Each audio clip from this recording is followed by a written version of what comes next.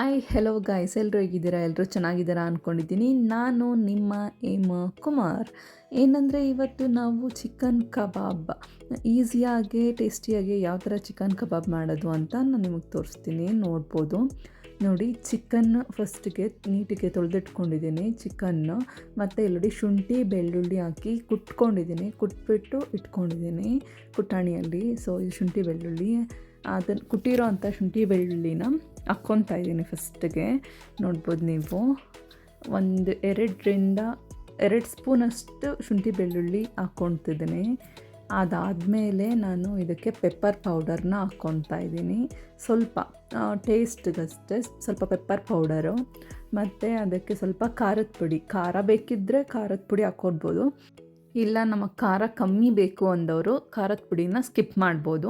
So ಇಲ್ಲಿ ನಮಗೆ ಖಾರ ಜಾಸ್ತಿ ಬೇಕು, ಸೊ ನಾನು ಖಾರದ ಪುಡಿನ ಹಾಕ್ಕೊತಾ ಇದ್ದೀನಿ. ಮತ್ತು ಸ್ವಲ್ಪ ಉಪ್ಪು ಹಾಕ್ಕೊಳ್ಬೇಕು, ಬಿಕಾಸ್ ನಾವು ಇಲ್ಲಿ ನಿಂಬೆಹಣ್ಣು ಯೂಸ್ ಮಾಡೋದ್ರಿಂದ ಹುಳಿ ಆಗುತ್ತೆ. ಸೊ ಅದಕ್ಕೋಸ್ಕರ ಸ್ವಲ್ಪ ಉಪ್ಪನ್ನು ಯೂಸ್ ಮಾಡ್ತಾಯಿದ್ದೀನಿ. ನೋಡಿ, ನಿಂಬೆಹಣ್ಣು ಅರ್ಧ ಹೋಳು ನಿಂಬೆಹಣ್ಣನ್ನ ಕಟ್ ಮಾಡಿ ನಾನು ಇದಕ್ಕೆ ಆ್ಯಡ್ ಮಾಡ್ಕೊತಾ ಇದ್ದೀನಿ. ನಿಂಬೆ ರಸನ ಅರ್ಧ ಹೋಳೆಯನ್ನು ನಿಂಬೆ ರಸ ಏನಿದೆ ಅದನ್ನು ಆ್ಯಡ್ ಮಾಡ್ಕೊತಾ ಇದ್ದೀನಿ. ನೋಡ್ಬೋದು ನೀವು, ನಿಂಬೆ ರಸ ಹಾಕೋದ್ರಿಂದ ಏನಂದರೆ ಚಿಕನ್ ಸಾಫ್ಟ್ ಆಗುತ್ತೆ, ಟೆಂಡ್ರಿ ಆಗುತ್ತೆ, ಮತ್ತು ಏನಂದರೆ ಅದು ಟೇಸ್ಟ್ ಎನ್ಹ್ಯಾನ್ಸ್ ಆಗುತ್ತೆ, ಚೆನ್ನಾಗಿರುತ್ತೆ. ಸೊ ಅದಕ್ಕೋಸ್ಕರ ಇಲ್ಲಿ ನಿಂಬೆ ರಸನ ಯೂಸ್ ಮಾಡ್ತಿದ್ದೀನಿ.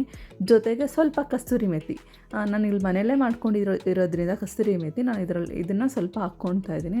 ಇದನ್ನು ಯಾವ ಥರ ಮಾಡೋದು ಅಂತ ನಿಮಗೆ ಮುಂದಿನ ವೀಡಿಯೋದಲ್ಲಿ ತೋರಿಸ್ಕೊಡ್ತೀನಿ. ನಾನು ಮನೆಯಲ್ಲೇ ಕಸ್ತೂರಿ ಮೇಥಿನ ಮಾಡ್ಕೊತೀನಿ. ಆ್ಯಂಡ್ ಇಲ್ಲಿ ನೋಡಿ, ನೀವು ನೋಡ್ಬೋದು ತೇಜು ಕಬಾಬ್ ಪೌಡರ್ ಏನಿದೆ ಅದನ್ನು ನಾನು ಇಲ್ಲಿ 2 ಪ್ಯಾಕ್ ಆಗೋಷ್ಟು ತೇಜು ಕಬಾಬ್ ಪೌಡರ್ನ ಹಾಕ್ಕೊತಾ ಇದ್ದೀನಿ. ಇದಕ್ಕೆ ನಾನು ಇಲ್ಲಿ ಮೊಟ್ಟೆ ಆ್ಯಡ್ ಮಾಡ್ತಿಲ್ಲ, ಜಸ್ಟ್ ಕಬಾಬ್ ಪೌಡರು ಆ್ಯಡ್ ಮಾಡ್ಕೊತಾ ಇದ್ದೀನಿ. ಶುಂಠಿ ಬೆಳ್ಳುಳ್ಳಿ, ಖಾರದ ಪುಡಿ, ಪೆಪ್ಪರ್ ಪೌಡರ್ ಇದೆಲ್ಲ ಹಾಕಿದ್ಮೇಲೆ ಇದನ್ನು ಚೆನ್ನಾಗಿ ಚೆನ್ನಾಗಿ ತೊಳ್ಕೊಂಡು ಕೈಯಲ್ಲೇ ಕಲಿಸ್ಕೊಳ್ಳೋಣ. ಏನು ಗ್ಲೌಸು ಸ್ಪೂನೆಲ್ಲ ಏನು ಬೇಡ. ಸೊ ಚಿಕನ್ನ ಚೆನ್ನಾಗಿ ಮ್ಯಾರಿನೇಟ್ ಮಾಡಬೇಕಾಗಿದ್ರಿಂದ ನಾವಿಲ್ಲಿ ಕೈಯಲ್ಲೇ ಕಲಿಸ್ತಾ ಇದ್ದೀನಿ. ನೋಡಿ, ಇಲ್ಲಿ ನಾವು ನೋಡ್ಬೋದು ಈ ಚಿಕನ್ ಚೆನ್ನಾಗಿ ತೊಳೆದಿಟ್ಕೊಂಡಿದ್ನಲ್ವ ಒಂದು 3-4 ಸಲ, ಆ ಚಿಕನ್ನ ಇದಕ್ಕೆ ಹಾಕ್ಕೊಳ್ತಾ ಇದ್ದೀನಿ ಈ ಪೌಡರ್ಗೆ. ಅಂದರೆ ಇನ್ನೂ ಸ್ವಲ್ಪ ಪೌಡ್ರಿ ಆಗಿದೆ, ಪರವಾಗಿಲ್ಲ, ನಾವು ಇದಕ್ಕೆ ಹಾಕ್ಕೊಂಡು ಬೇಕಿದ್ದರೆ ನೀರು ಆ್ಯಡ್ ಮಾಡ್ಕೋಬೇಕು. ಯಾಕಂದರೆ ಇಲ್ಲಿ ನಾವು ತೊಳೆದಿರ್ತೀವಲ್ಲ ಚಿಕನ್ನು, ನೀರು ಬಿಡುತ್ತೆ, ಹಾಗಾಗಿ ನಾವು ನೀರನ್ನು ಫಸ್ಟಾಗೆ ಆ್ಯಡ್ ಮಾಡ್ಕೋಬಾರ್ದು. ಫಸ್ಟೇ ನಾವು ನೀರು ಆ್ಯಡ್ ಮಾಡ್ಕೊಂಡ್ಬಿಟ್ರೆ ನೀರು ಥರ ಆಗಿಬಿಡುತ್ತೆ. ಚಿಕನ್ ಕಬಾಬ್ಗೆ ಕಲಿಸೋವಾಗ ಸ್ವಲ್ಪ ಗಟ್ಟಿಯಾಗೇ ಕಲಿಸ್ಬೇಕು, ಯಾಕಂದರೆ ನಾವು ಎಣ್ಣೆಯಲ್ಲಿ ಬಿಟ್ಟಾಗ ಅದು ಬಿಟ್ಕೊಂಡ್ಬಿಡುತ್ತೆ ನೀರು ಥರ ಆದರೆ. ಗಟ್ಟಿಯಾಗಿದ್ದರೆ ಚೆನ್ನಾಗಿ ಬರುತ್ತೆ. ಸೊ ಅದಕ್ಕೋಸ್ಕರ ನಾನಿಲ್ಲಿ ಫಸ್ಟಾಗಿ ನೀರು ಆ್ಯಡ್ ಮಾಡಿಲ್ಲ. ನೀವು ನೋಡ್ಬೋದು, ನಾನು ಕಲಿಸ್ಕೊತಾ ಇದ್ದೀನಿ. ಅದನ್ನೆಲ್ಲ ಫುಲ್ಲು ಚೆನ್ನಾಗಿ ಕಲಿಸ್ಕೊಳ್ಬೇಕು. ಚೆನ್ನಾಗಿ ಸ್ವಲ್ಪ ಚಿಕನ್ನು ಮ್ಯಾರಿನೇಟ್ ಆಗಬೇಕು, ಒಂದು 5 ನಿಮಿಷ ಚೆನ್ನಾಗಿ ಕಲಿಸ್ಕೋಬೇಕು. ಇಲ್ಲಿ ನೋಡಿ, ನೀರು ಕಮ್ಮಿ ಅನಿಸ್ತಿತ್ತು. ಸೊ ಇವಾಗ ನಾನು ಸ್ವಲ್ಪ ಎಷ್ಟು ಬೇಕಷ್ಟು ನೀರನ್ನು ಆ್ಯಡ್ ಮಾಡ್ಕೊತಾ ಇದ್ದೀನಿ. ನೀರು ಇಲ್ಲಿ ಎಣ್ಣೆ ಅಥವಾ ಮೊಟ್ಟೆ ಯಾವುದನ್ನು ನಾನು ಸೇರಿಸ್ಕೊತಿಲ್ಲ, ನೀರನ್ನೇ ಸೇರಿಸ್ಕೊತಿದ್ದೀನಿ.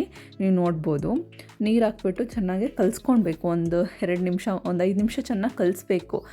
ಅದೇನೆಂದರೆ ಚಿಕನ್ ಪ್ರತಿ ಜಾಗದಲ್ಲೂ ಏನು ಕಬಾಬ್ ಮಸಾಲ ಏನಿದೆ ಅದೆಲ್ಲ ಚೆನ್ನಾಗಿ ಹಿಡ್ಕೊಬೇಕು. ಆ ಥರ ಚೆನ್ನಾಗಿ ಕಲಿಸ್ಕೊಂಡ್ಬಿಟ್ಟು ಇವಾಗ ಕಲಸಿದಾಗಿದೆ ನೋಡ್ಬೋದು. 1-2 ಅವರ್ಸ್ ಇಟ್ಕೊಂಡ್ರೆ ಚೆನ್ನಾಗಿ ಉಪ್ಪು ಖಾರ ಎಲ್ಲ ಹಿಡಿಯುತ್ತೆ.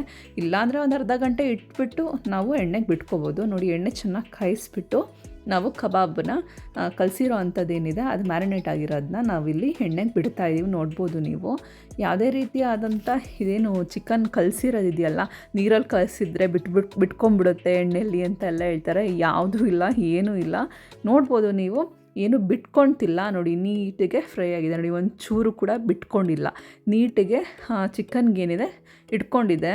ನೋಡ್ಬೋದು ನೀವು, ಚೆನ್ನಾಗೆ ಫ್ರೈ ಆಗ್ತಿದೆ. ನೋಡಿ, ಕಲ್ಲರ್ ಕೂಡ ಅಷ್ಟೇ, ನಾವೇನು ಕಬಾಬ್ ಪೌಡ್ರ್ ಯೂಸ್ ಮಾಡಿದ್ವಿ ಅಷ್ಟೇ, ಅದು ಬಿಟ್ಟು ನಾವು ಗಿಲ್ಲರ್ ಏನು ಆ್ಯಡ್ ಮಾಡಿಲ್ಲ, ಜಸ್ಟ್ ಅದೇ ಕಲರ್ ಬಂದಿದೆ. ನೋಡ್ಬೋದು ನೀವು, ಚೆನ್ನಾಗೆ ಬೇಯಿಸ್ಕೊತಾ ಇದ್ದೀನಿ, ನಾನು ರೋಸ್ಟ್ ಮಾಡ್ಕೊತಿದ್ದೀನಿ.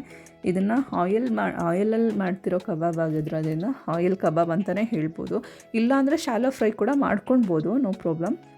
ಬಟ್ ಇದ್ರೆ ಕಬಾಬ್ ಆಗಿರೋದ್ರಿಂದ ನಾನು ಆಯಿಲ್ ಫ್ರೈಯೇ ಮಾಡ್ಕೊತಿದ್ದೀನಿ. ಇದಾಗಿದೆ ನೋಡ್ಬೋದು. ಈಗ ಇದನ್ನು ತೆಗಿತಿದ್ದೀನಿ. ನೋಡಿ, ಈ ಥರ ಎಷ್ಟು ಚೆನ್ನಾಗಿ ಬಂದಿದೆ ಅಂತ. ಚೆನ್ನಾಗಿ ಬೇಯಿಸ್ಕೊಂಡಿದ್ದೀನಿ. ನೋಡಿ, ಒಂಚೂರು ಬಿಟ್ಕೊಂಡಿಲ್ಲ. ನೀರಲ್ಲಿ ಕಲಸಿದ್ರೆ ಬಿಟ್ಕೊಂಡ್ಬಿಡುತ್ತೆ ಅಂತ ತುಂಬ ಜನ ಹೇಳ್ತಾರೆ. ನಿಜವಾಗ್ಲೂ ಏನೂ ಇಲ್ಲ, ನಾನು ಇದೇ ಥರ ಮಾಡೋದು ಯಾವಾಗೂ. ತುಂಬ ಟೇಸ್ಟಿಯಾಗಿ ಬರುತ್ತೆ, ಈಸಿಯಾಗಿದೆ. ಏನು ಕಷ್ಟಪಡೋ ಅಂಥದ್ದು ಏನಿಲ್ಲ, ಎಲ್ಲ ಈಸಿ, ಎಲ್ಲ ಮನೇಲಿರೋ ಅಂಥ ಇಂಗ್ರೀಡಿಯೆಂಟ್ಸೇ, ಬೇಗ ಬೇಗ ಆಗುತ್ತೆ ಆ್ಯಂಡ್ ಈಸಿಯಾಗಿ ಟೇಸ್ಟಿಯಾಗಿ ವಿತೌಟ್ ಎಗ್ ಯಾವ ಥರ ಚಿಕನ್ ಕಬಾಬ್ ಮಾಡೋದು ಅಂತ ಹೇಳ್ಬಿಟ್ಟು ನಿಮ್ಗೆ ತೋರಿಸ್ಕೊಡ್ತಿದ್ದೀನಿ ನೋಡಿ. ಇಷ್ಟೇ easy and tasty chicken kebab ready ಆಗುತ್ತೆ ಬೇಗ ಕ್ವಿಕ್ಕಾಗೆ ಅಷ್ಟೇ. ಇಲ್ಲಿ ನೋಡಿ ಈ ಥರ ಒಂಚೂರು ಬಿಟ್ಕೊಂಡಿಲ್ಲ, ನೋಡ್ಬೋದು ನೀವು. ತುಂಬ ಜನ ಕಂಪ್ಲೇಂಟ್ ಮಾಡ್ತಾರೆ, ಏನಂದರೆ ಮಸಾಲೆ ನೀರಲ್ಲಿ ಕಲಸಿದ್ರೆ ಬಿಟ್ಕೊಂಡು ಬಿಡುತ್ತೆ, ಎಣ್ಣೆಲಿ ಹಾಕೋವಾಗ ಆ ಮಸಾಲೆ ಏನಿದೆ ಎಲ್ಲ ಬಿಟ್ಕೊಳುತ್ತೆ ಅಂತ. ಆ್ಯಕ್ಚುಲಾಗಿ ಏನೂ ಆಗಲ್ಲ. ನೋಡಿ ಚೆನ್ನಾಗಿ ಬಂದಿದೆ, ಎಷ್ಟು ಚೆನ್ನಾಗಾಗಿದೆ ಚಿಕನ್ ಕಬಾಬ್ ಅಂತ ನೀವು ನೋಡ್ಬೋದು. ನೋಡಿ ಎಷ್ಟು ಚೆನ್ನಾಗಿ ಬೆಂದಿದೆ ಕೂಡ ಚಿಕನ್ ಕಬಾಬು. ಇದನ್ನು ಎಷ್ಟು ಚೆನ್ನಾಗಿ ಒಳಗಡೆ ಎಲ್ಲ ಬೆಂದಿದೆ. ಇದಕ್ಕೆ ಏನಂದರೆ ಸ್ವಲ್ಪ ನಿಂಬೆಹಣ್ಣು ಹಾಕ್ಕೊಂಡು ತಿಂತಾಯಿದ್ರೆ ವಾವ್ ಸಖತ್ತಾಗಿದೆ. ಸೂಪರ್ ಟೇಸ್ಟಿಯಾಗಿ ಚಿಕನ್ ಕಬಾಬ್ ರೆಡಿಯಾಗಿದೆ.